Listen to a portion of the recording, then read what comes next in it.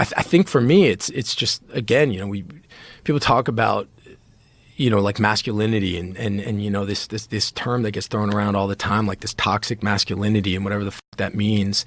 And, I just think that, again, it's like, what are the examples that we're putting forward? And what are the examples of people, as fathers, what kind of men are you surrounding yourself by? What are the things that are important to you? And I think it's not, to me at least, it's not, some sort of rejection of these classically masculine traits. I think that, having the ability and understanding you have the responsibility to keep your family safe is absolutely essential in being a man and in providing. I think having a healthy relationship with violence, having an understanding of it. I think teaching your kids to have a relationship with violence where they're not being ruled by fear or shame, but they can have some sort of understanding, some sort of they can touch it, they understand it a little bit, they know what they're doing. I think it's essential.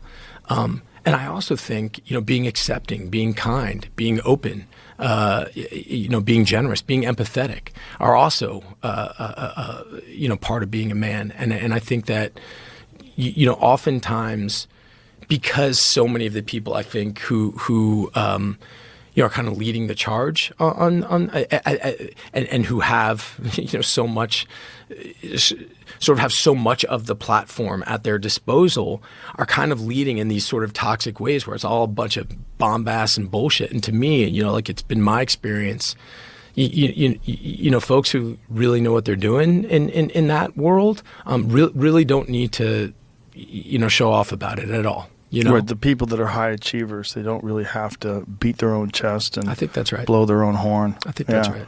Yeah, what we think of as toxic masculinity is really a bunch of losers. So a lot of it is like the worst example. But you could get the same, there's no term toxic femininity, right? But there's toxic human beings, and some of them happen to be male, and some of them happen to be female. But it's not an indictment on male, right. The male gender of the species. That's right. Crazy. Right. And the idea that you don't need men, that somehow or another, like, the female is the future. I was like, what are you talking about? That's crazy. Yeah. You need a balance. There's a yin and a yang in this life for a reason. That's right. All of it goes together. That's right. It's just everybody has to do better. That's right. Yeah. And I think that's something that I've really, on this thing that I'm trying to do. I'm really just trying to put up examples of that, men and women who again really really walk that walk and are not leading with sort of just.